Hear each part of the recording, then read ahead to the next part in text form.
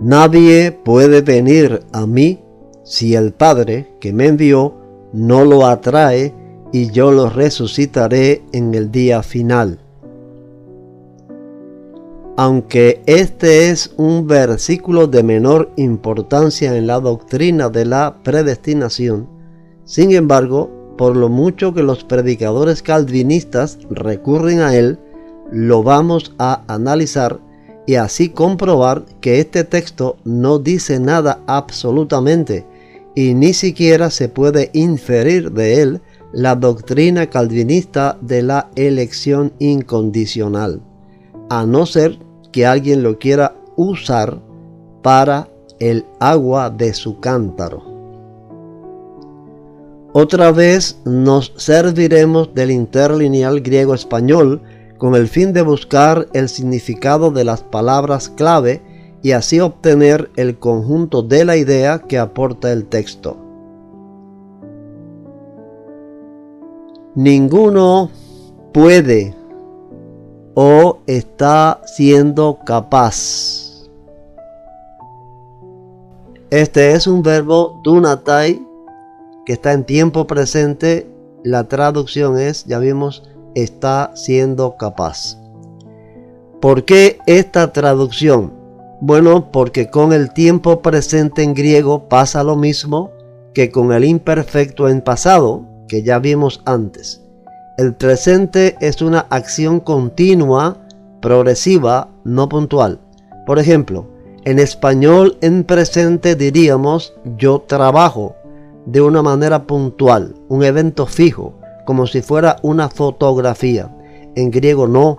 En griego diríamos yo estoy trabajando de manera continua, progresiva, como si fuera una película. La palabra raíz de este verbo es dunamai.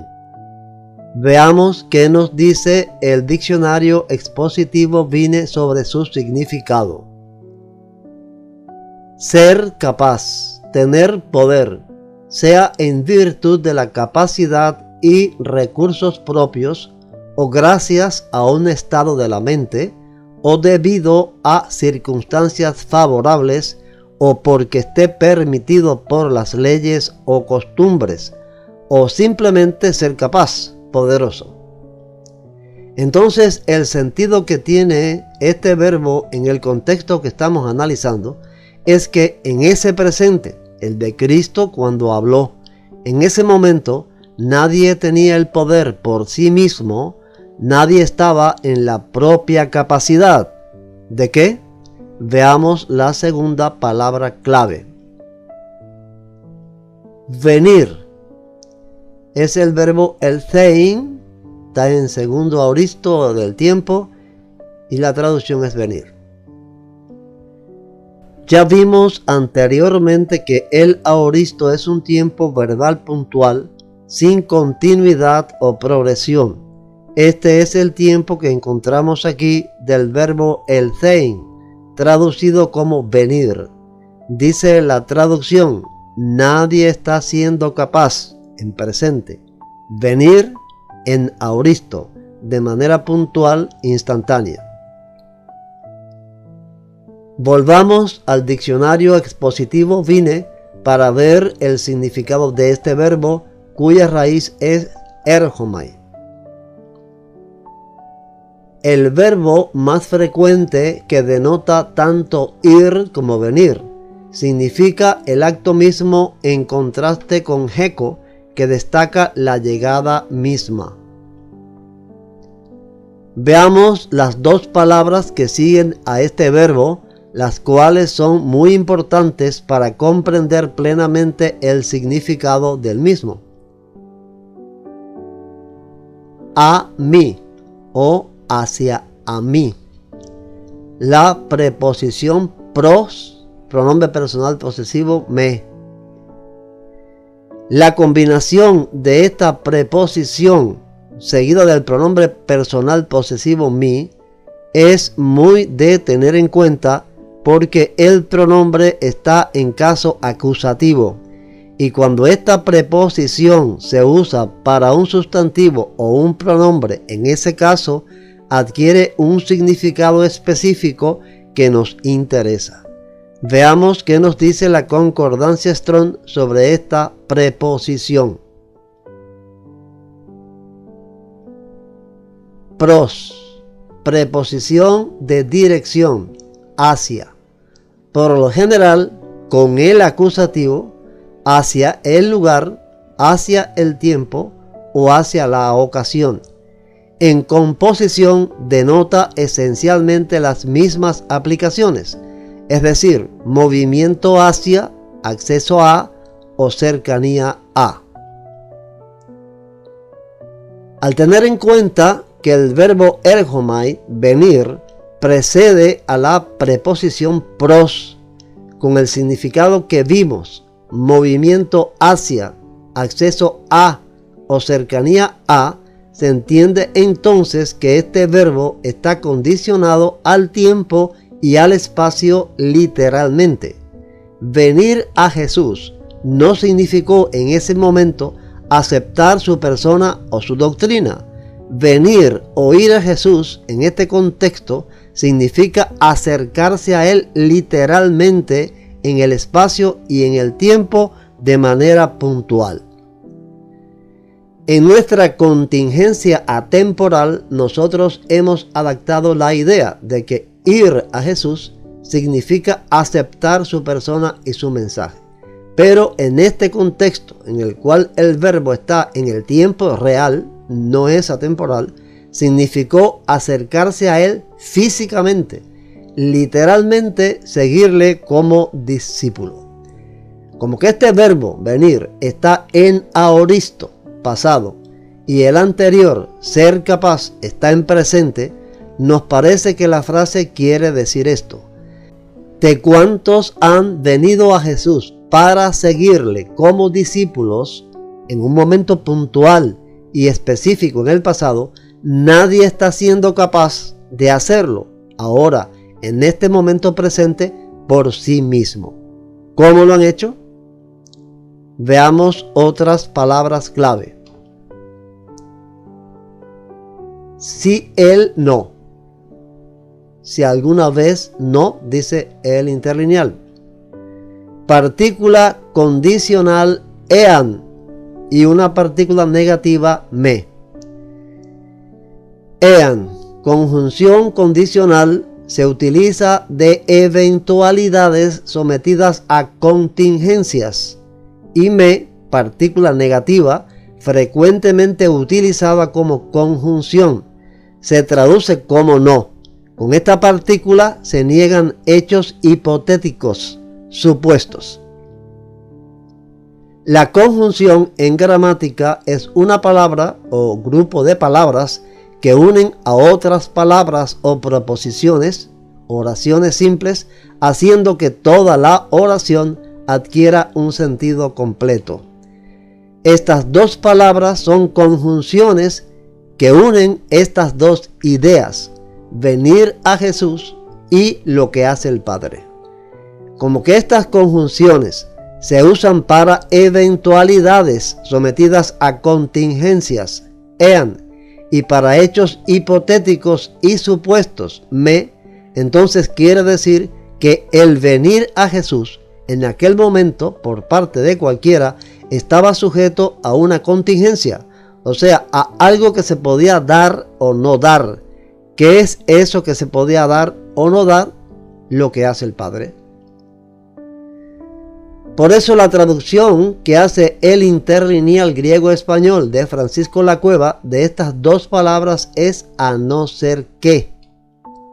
Nadie puede venir a mí a no ser que el Padre que envióme atráigale. ¿Y qué es lo que hace el Padre? Veamos el significado de otra palabra más. Trajere o atraiga según el interlineal. Verbo helcuse está en tiempo aoristo y la traducción ya vimos que es atraiga. Ante todo es necesario advertir nuevamente que con este verbo helcuse pasa lo mismo que con los 5 verbos en tiempo aoristo que vimos en Romanos 8. Repetimos que el aoristo es un tiempo pasado puntual, sin progreso ni continuidad. Es como la fotografía de un evento. Si este verbo, el cual señala lo que Dios hizo para que la gente viniera a Cristo, estuviera en tiempo perfecto, pudiera tener cierto sentido la doctrina calvinista. O sea, que la acción del Padre se dio en el pasado eterno y en el tiempo presente de Cristo tenía un resultado, porque ya vimos, el perfecto es un tiempo verbal que el autor usa para describir una acción ya completada en el pasado, cuya acción ha producido un estado o resultado que continúa en el presente del autor. Pero con el aoristo no existe esa posibilidad. Además, veamos qué nos dice sobre este verbo el diccionario expositivo Vine. La raíz del verbo helkuse es helkuo o helko. Helko, atraer, se diferencia de suro de la forma en que atraer se diferencia de un arrastrar violento. Este significado menos violento, generalmente presente en helko, pero siempre ausente en suro, se ve en la utilización metafórica de helko para significar la atracción por el poder interno, por impulso divino, según Juan 6:44 y 12:32. 6:44 de Juan es el versículo que estamos analizando. Juan 12:32 dice lo siguiente: y yo, si fuere levantado de la tierra, a todos atraeré a mí mismo. Veamos el significado de la última palabra.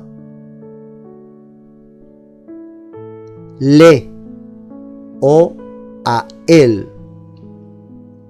Pronombre personal posesivo, autón, de autos.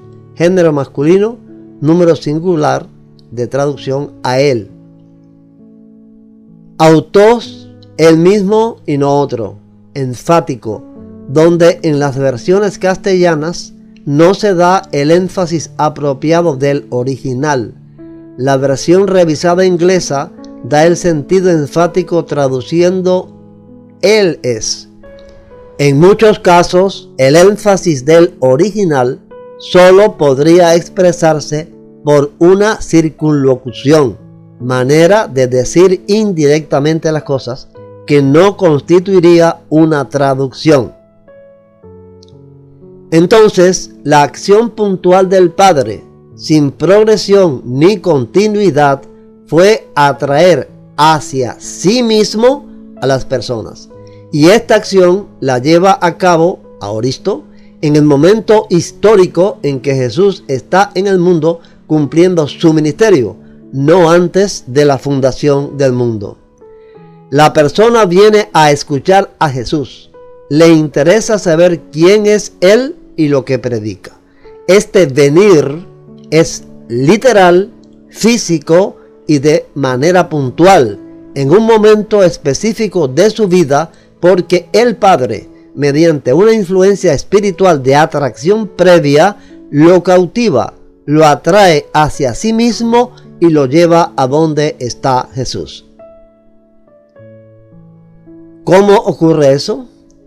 Si tratamos de explicarlo, caeríamos en el mismo terreno calvinista de la especulación teológica y de añadir al texto lo que éste no dice.